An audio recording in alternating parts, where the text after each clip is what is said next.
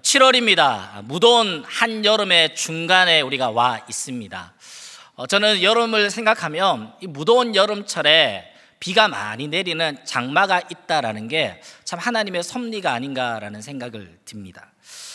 우리가 여름철처럼 힘겨운 일상을 살아낼 때에 장마처럼 하나님의 은혜의 빗줄기가 가득하다면 좀 견뎌낼 수 있는 것 같아요. 이 한여름밤의 기도회가 우리 성도님들에게 여름철 장마처럼 하나님의 은혜의 빗줄기 되시면 좋겠습니다.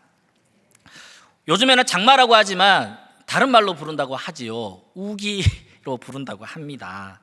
환경오염으로 여러 환경들이 바뀌어지고 기후재난을 겪게 되고 전 세계적으로 힘겨워하는 뉴스들을 우리가 보게 된 지가 하루 이틀이 아니지요.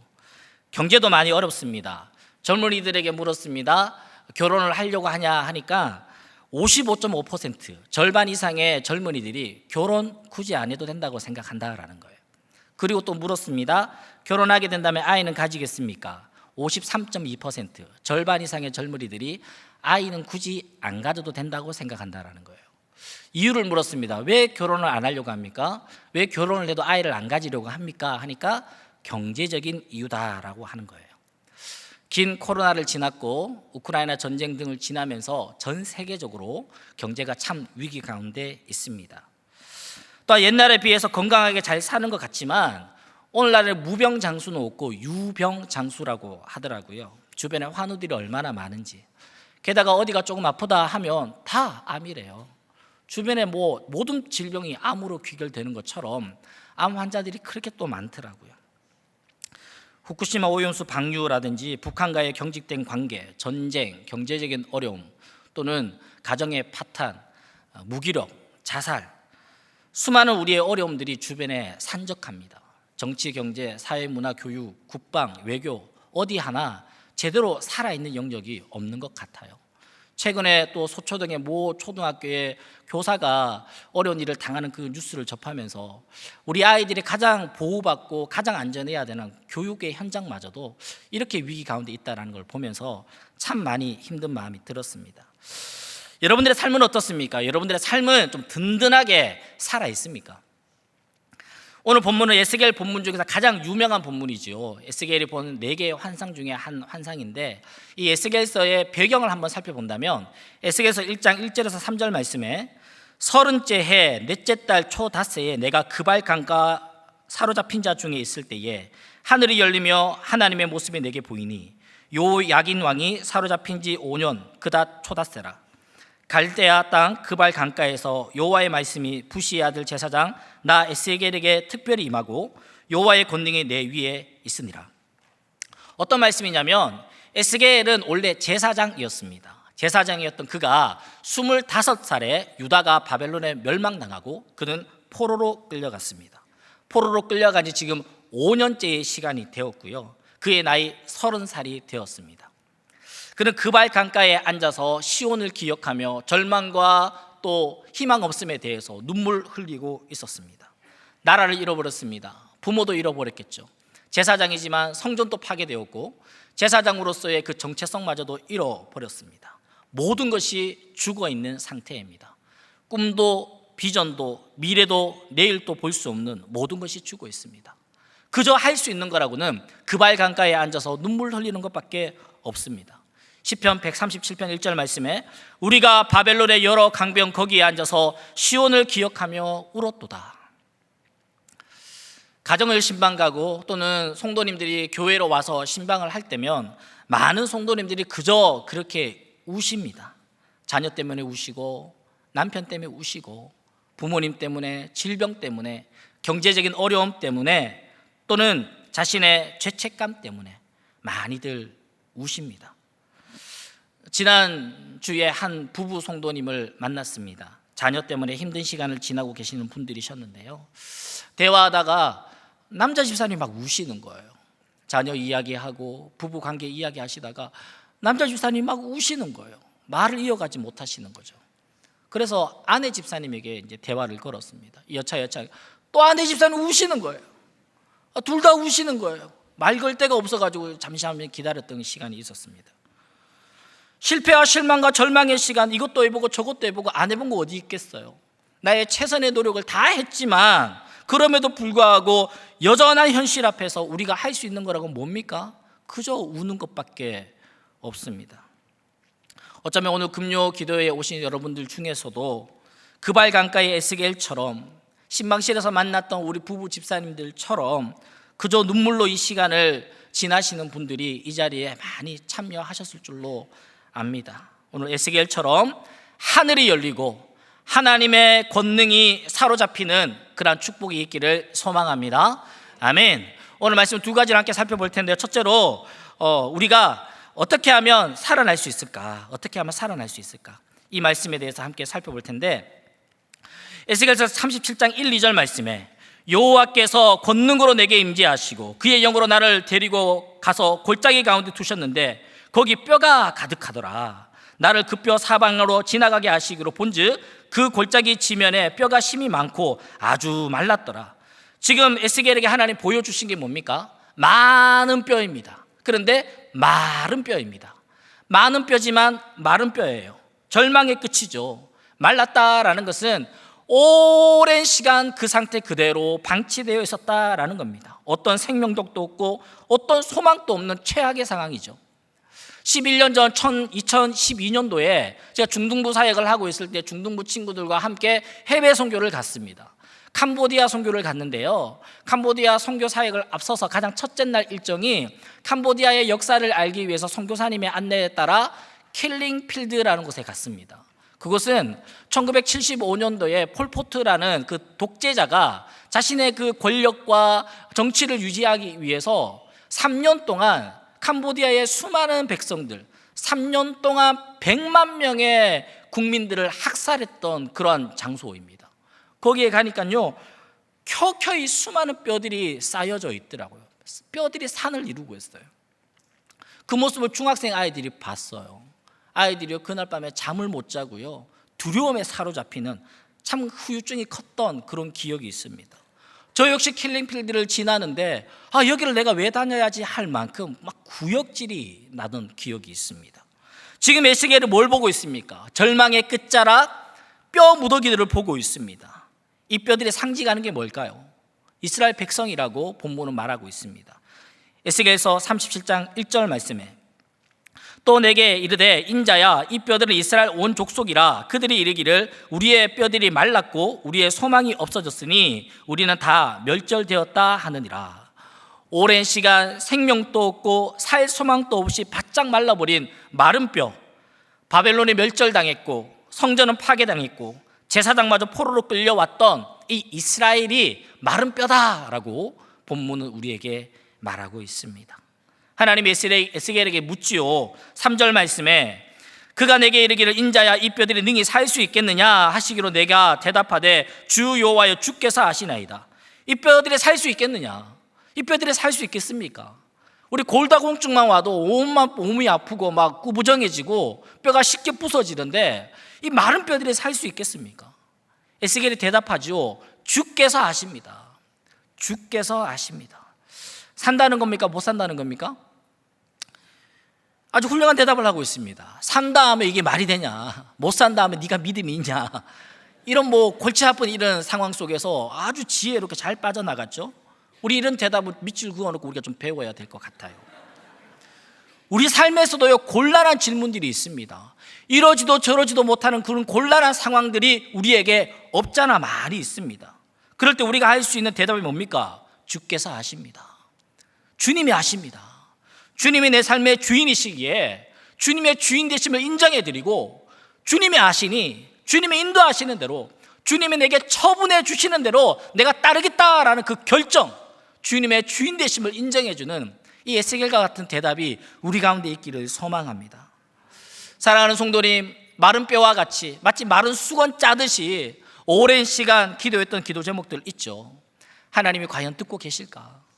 내가 이 기도를 도대체 언제까지 해야 될까? 그런 기도들 있을 줄로 압니다. 특히나 우리 가족 구원의 기도가 그렇지 않습니까? 우리 기도 제목에 항상 상위에 랭킹하는 것은 우리 가족들이 구원받기 위한 기도 제목으로 기도하지만 다른 모든 기도 제목은 다 응답되는 것 같은데 이 기도 제목만 왠지 안 되는 것 같은, 뿐만 아니라 방황하는 자녀, 지긋지긋한 질병, 아무리 노력해도 헤쳐나올 수 없는 경제적인 어려움, 발버둥 쳐도 늘 그 자리를 맴돌고 있는 그런 상황과 형편들, 어쩌면 더 꼬여만 가는 그러한 일들, 우리 가운데 이렇게 저렇게 많이 있을 줄로 알아요. 아무런 소망도 생명도 보이지 않는 이런 상황들, 과연 살 수 있을까요? 이 질문 앞에서 우리 이렇게 한번 따라 합시다. 너희가 살아나리라. 삽니다. 우리는 삽니다. 우리 하나님 하심이 우리는 살아날 수 있습니다. 에스겔이 이렇게 고백하지 않습니까? 주님이 하십니다. 주님이 하십니다. 주님이 하시면 살아날 수 있습니다 라고 고백하는 겁니다. 할렐루야, 아멘. 우리의 가운데 전혀 죽어 있었던 모든 상황들이 우리 주님이 하시면 살아나게 될 줄로 믿습니다.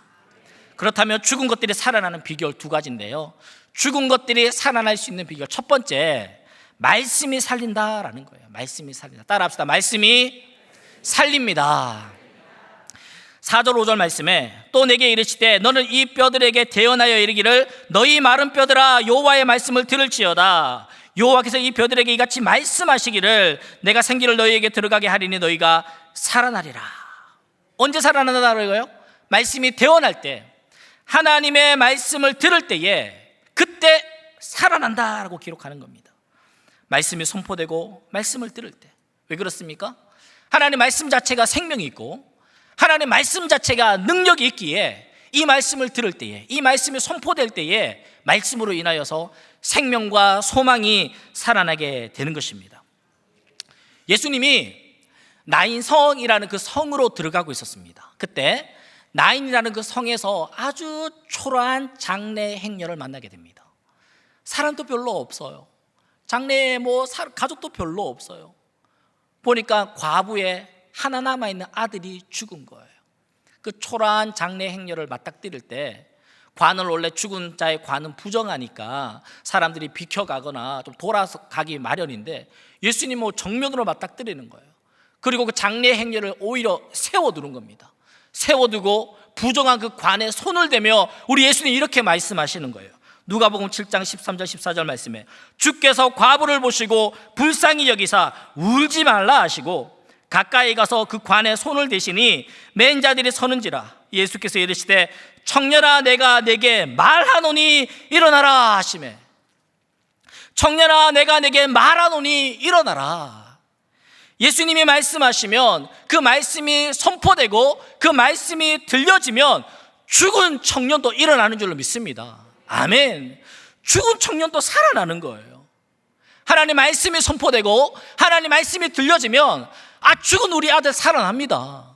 죽은 것과 같은 우리 딸 살아날 줄로 믿습니다. 마른 뼈와 같고 아무 소망이 없고 아무 생명력이 없는 것 같은 우리 자녀들 살아납니다. 그러하기에 하나님 말씀 선포되고 그 말씀이 들려져야 하는 것이죠. 미취학 여름 성경학교가 지난주까지 영아부, 유아부, 유치부 은혜롭게 재미있게 의미있게 잘 마쳐졌습니다. 우리 미취학 부서를 섬겼던 우리 교육자들, 교사들에게 또 감사의 박수 한번 할까요? 감사합니다.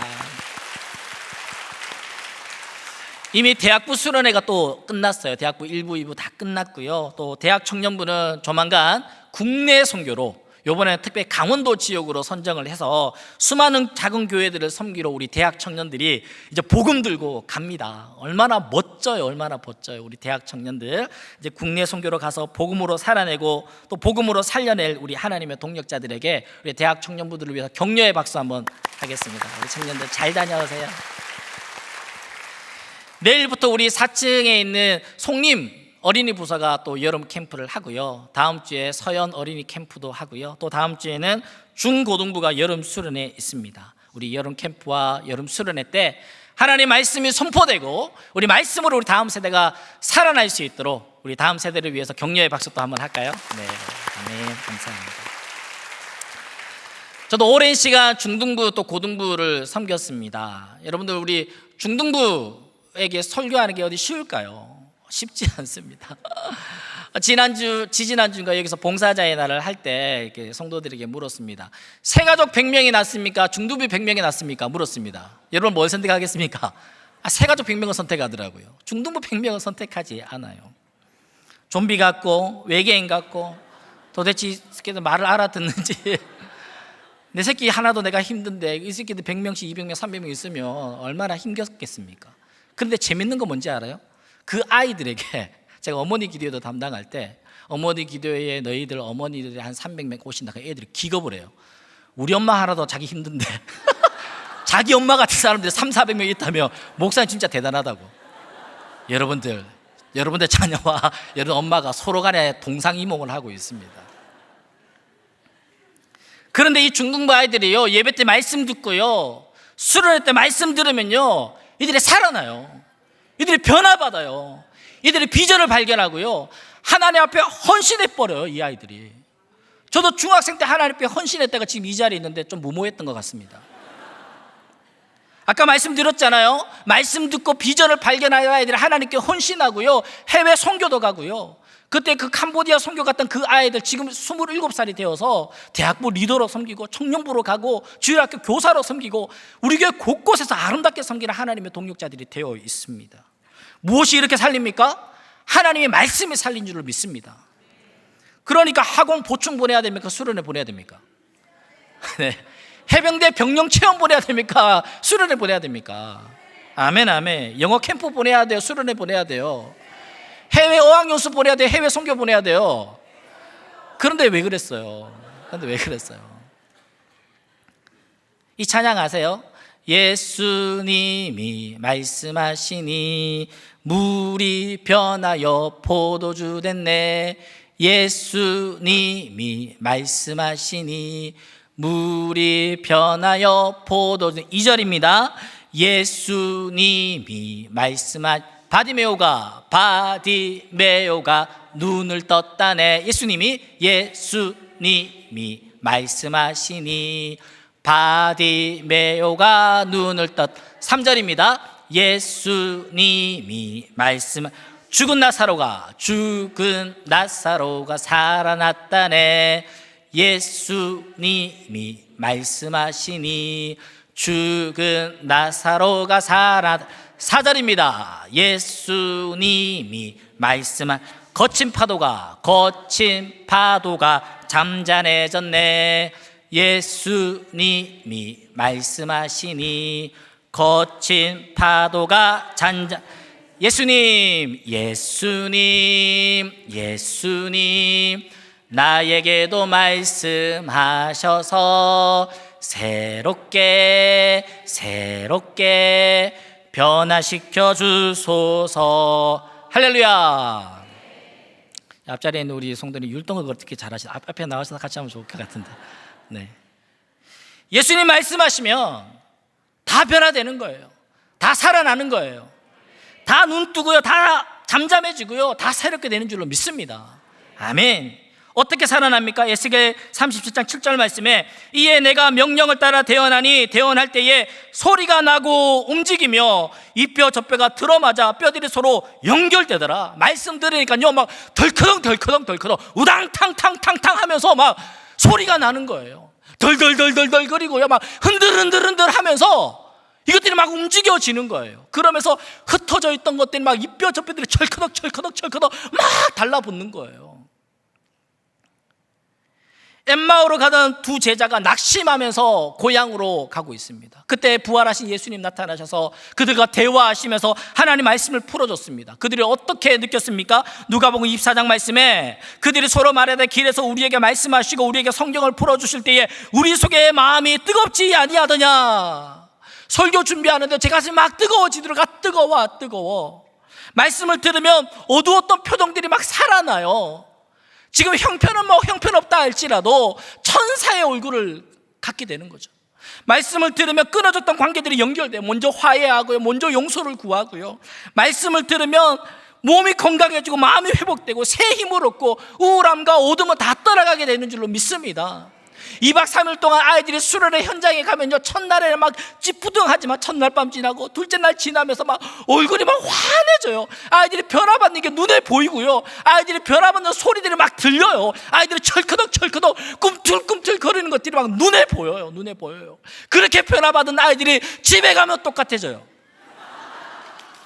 누구 잘못입니까? 그거 누구 잘못이에요? 수련회 끝나자마자 부모님들이 픽업 옵니다. 픽업 오자마자 하는 말이 은혜 받았니? 하나님 만났니? 엄마 아빠가 기도했어가 아니에요. 바로 학원 보충 가야 돼. 책은 내가 챙겨놨어. 몇 년 전에 드라마 바이블이 처음 나왔을 때 집에서 신기한 거예요. 막 드라마 바이블에 연예인들이 막 음성을 내면서 성경을 읽으니까 어찌나 좋던지 밤에 잠자기 전에 그걸 틀어놨어요. 잠이 안 오는 거예요.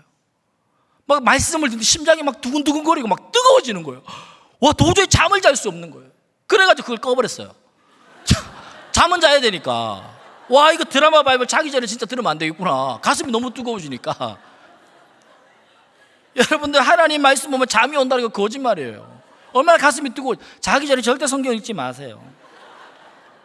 말씀을 들으면 그냥 막 철크덕철크덕 막 살아 움직이는 게 느껴지는 줄 믿습니다.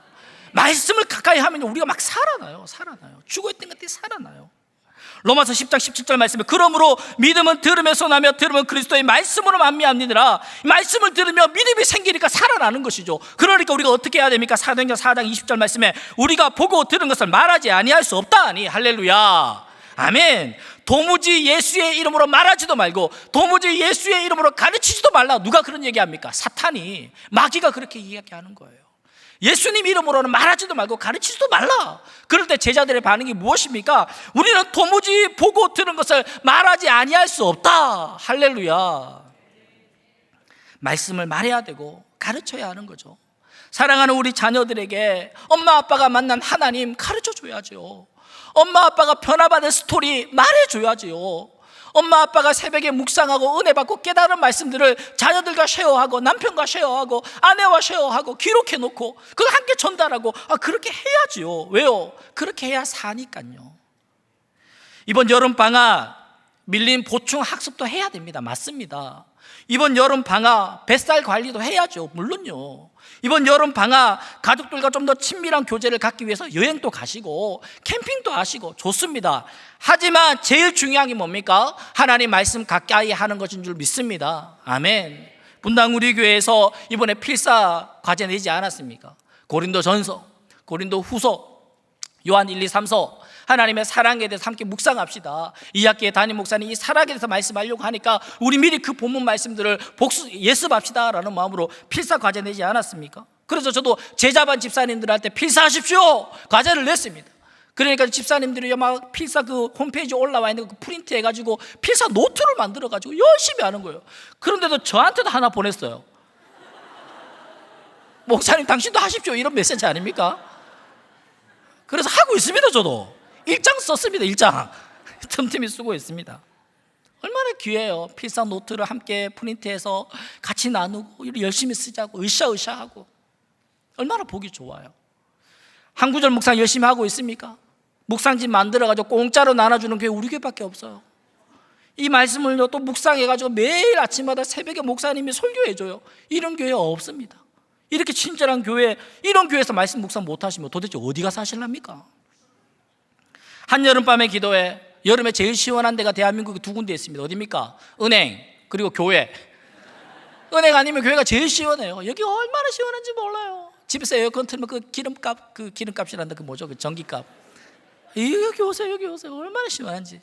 말씀 붙들고 기도하고 찬양하고 또 눈물 흘리고 밖에 나가서 사진도 찍고 팥빙수도 얻어먹고 얼마나 좋은지 몰라요. 이곳에 오실 때 혼자 오지 마시고 남편도 데려오고 아내도 데려오고 다락방 식구들도 데려오고 많이 데려와서 이곳에서 풍성한 은혜 누리시고 살아나는 은혜를 누리시기를 축복합니다. 아멘.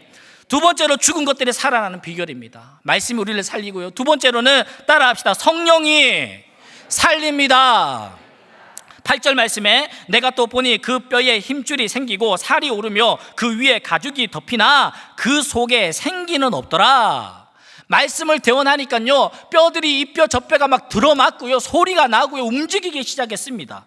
그리고 힘줄이 생기고 살이 오르고 근육이 붙더니만 피부까지 생겨났어요. 그런데 뭐가 없다라는 거예요? 생기가 없다. 생기가 없다. 요한계시록에 보니까 4대 교회가 나오는데요 4대 교회를 통해서 하나님을 책망하시기를 네 이름은 살아있다. 네 이름은 살아있다라는 뜻인데 너의 실상은 죽었다라는 거예요. 살아있다라는 이름을 갖고 있으면서 너 죽었다라는 거예요. 성도님들, 이름의 뜻이 무엇입니까? 사랑하는 우리 아들, 딸들, 소중한 우리 자녀들에게 멋진 이름, 좋은 이름, 좋은 의미를 가지고 이름을 지어주셨을 텐데 그 이름의 뜻은 무엇입니까? 요셉처럼 꿈꾸라고 요셉이라 지었는데 잠만 퍼질러 자고, 모세처럼 멋진 지도자 되라 했는데 뭐 숫자도 못 세고, 바울처럼 복음 전하라고 바울이라고 이름 지어놨는데 뭐 자기 구원도 흔들리고, 저희 집의 아들은 굳센 믿음, 오직 믿음, 바른 믿음이라고 이름을 지어놨는데 그러면 뭐 굳센 믿음 되고 바른 믿음 되고 오직 믿음 됩니까? 이름 그렇게 짓는다고 그렇게 되는 거 아니잖아요. 죽어있는 우리의 정체성을 살아나게 하기 위해서는 무엇이 필요합니까? 생기, 성령이 필요한 줄로 믿습니다. 그래서 창세기 2장 7절 말씀에 여호와 하나님의 땅에 흙으로 사람을 지으시고 생기를 그 코에 불어넣으시니 사람이 생명이 된지라. 할렐루야. 너무나 보잘것없고 너무나 비천한 재료가 무엇이죠? 흙입니다. 길바닥에 가는 흙 한 줌 져가지고 이거 돈 100원 주고 사세요 한 사람은 누가 사겠냐고요? 돈 10원 주고 사세요, 누가 사겠냐고요? 돈 10원의 가치도 없는 그 보잘것없는 그런 흙으로 우리가 만들어졌지만, 그런 흙 보잘것없는 존재에 하나님이 생기를 후 불어넣으니까 우리가 살아난 줄로 믿습니다. 저 풍선 장식부를 섬기는데요, 제가 직접 뭐 풍선으로 만드는 건 없지만 우리 섬기면 우리 집사님들 잘 또 돕고 있는데, 풍선 장식팀은 교회의 큰 행사들이나 또 부서의 행사들이 있을 때 또 열심히 도와주고 예쁘게 장식하시는 분들이세요.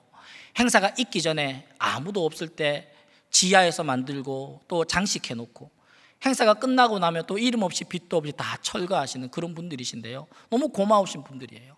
특히나 여름철에 이제 주일학교 사역들이 많으니까 여름철에 사역들이 많은데, 여름 사역 시작하기 전에 우리 풍선 장식팀 성도님들과 함께 예배드리고 기도회를 했어요. 기도회 하면서 방금 읽었던 창세기 2장 7절 말씀으로 함께 말씀을 나눴습니다.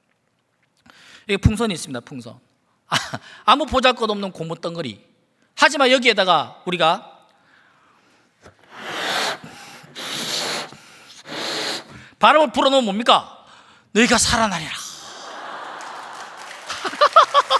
너희가 살아나리라.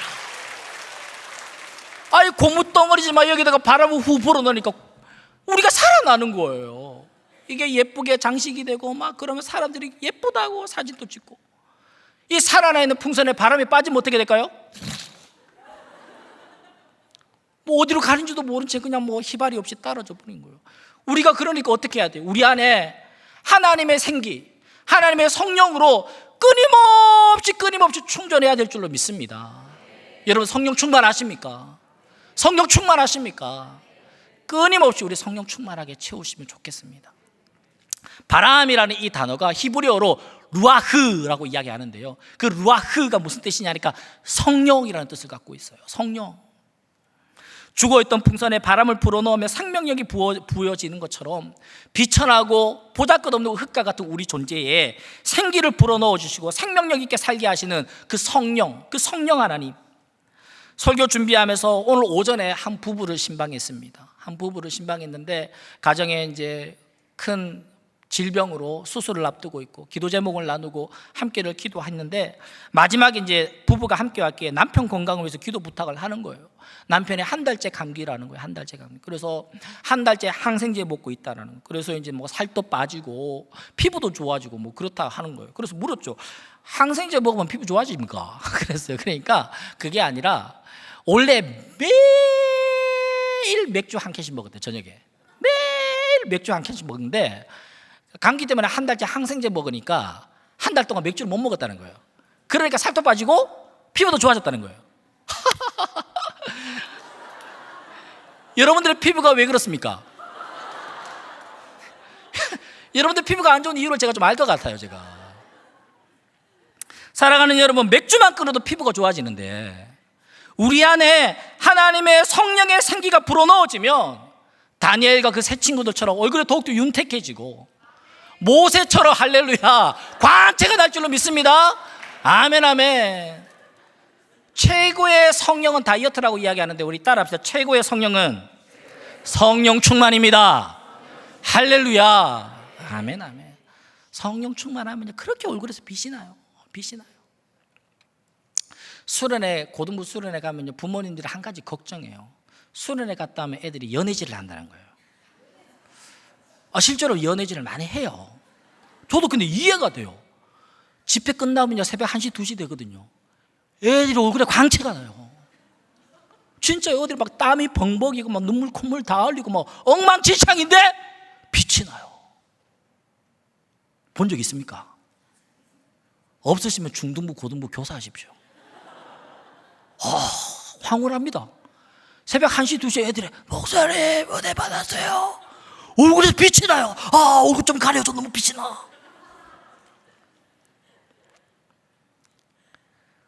최고의 성령은 성령 충만이에요. 성령 충만.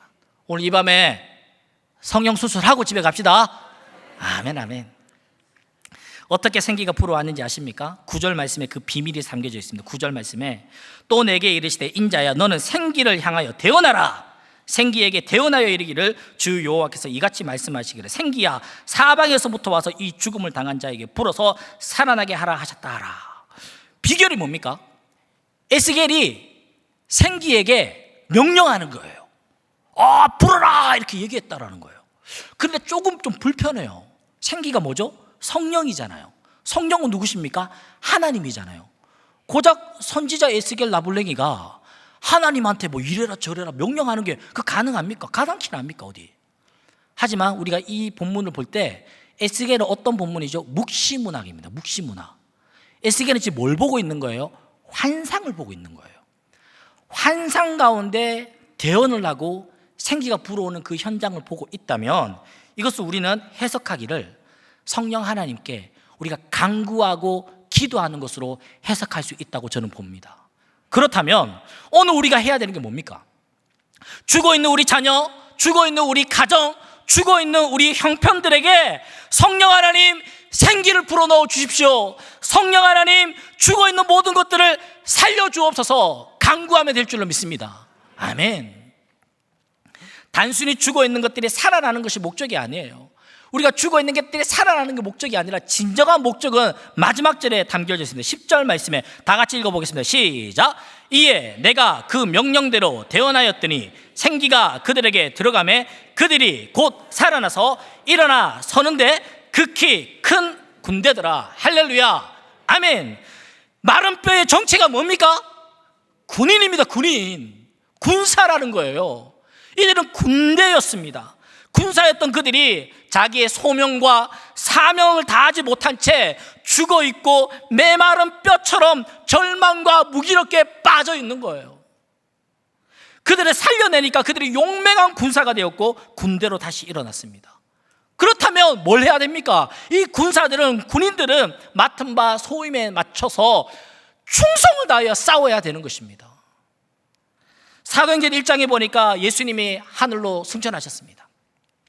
제자들이 뭘 하고 있습니까? 예수님이 하늘로 승천하니까 막 예수님 가버리면 어떡합니까? 하고 있는 거예요. 망연자실. 그들은 두려움에 사로잡혀 있습니다. 왜 그렇죠? 로마 군인들이 예수의 시체 찾으려고 혈안이 되어 있고요. 로마 군인들이 제자들이 그 예수 시체 훔쳐갔을 거야 하면서 제자들 잡으려고 혈안이 되어 있기 때문입니다. 그들은 두려움에 사로잡혀 있습니다. 벽돌로 지어진 마가 다락방 안에서 두려움과 불안과 염려 속에 예수님께서 약속하신 성령이란 게 뭔지 모르지만 그걸 기다리고 있는 거예요. 마가 다락방에 벽돌로 지어져 있는 다락방입니다. 그 모습은 저는 벽돌로 지어진 무덤처럼 보였어요. 그 마가 다락방에 있는 제자들은 너무나 무기력한 시체와 같은 모습 아닙니까? 하지만 그들에게 사도행전 2장에 성령이 강력하게 임재하니까 그들이 살아났습니다. 그들이 살아나서 그들을 희롱하는 군중들에게 담대하게 설교를 하니까요 3,000명이 회개하고 세례받고 돌아오는 역사들이 일어났습니다. 성전 미문에 앉은 뱅이에게 하나님의 말씀으로 그의 손을 붙잡고 일으키니까 죽어있던 발과 죽어있던 발목이 살아나는 거예요. 그가 걷기도 하고 뛰기도 하고 하나님을 찬양하는 거예요. 공의 앞에 잡혀갔습니다. 매를 받았습니다. 죽음의 위협을 당했습니다. 그럼에도 불구하고 그들은 담대하게 복음을 전했습니다. 도무지 예수의 이름으로 말하지도 말고 예수의 이름으로 가르치지도 말라 하니까 너희 말 듣는 게 옳은지 하나님 말 듣는 게 옳은지 판단해라. 우리는 도무지 보고 들은 것을 말하지 아니할 수 없다라고 이야기하면서 담대한 하나님의 군사로 거듭났던 것입니다. 할렐루야. 말씀의 결론입니다. 우리의 신앙은요 말씀과 성령의 조합하는 놀라운 역사가 바로 이 신앙생활인 것입니다. 말씀의 심지에 성령의 불이 임하면 강력한 파워, 다이너마이트와 같은 혁명이 일어날 줄로 믿습니다. 그렇다면 우리 이 여름에 뭐 해야 됩니까? 하나님의 말씀의 장작을 많이 준비합시다. 거기 위에 성령의 불이 임하시면 우리 신앙의 혁명이 우리와 우리 가정과 우리 자녀들에게, 내가 거하는 삶의 사회 곳곳에서 신앙의 혁명이 일어날 줄로 믿습니다. 아멘, 아멘.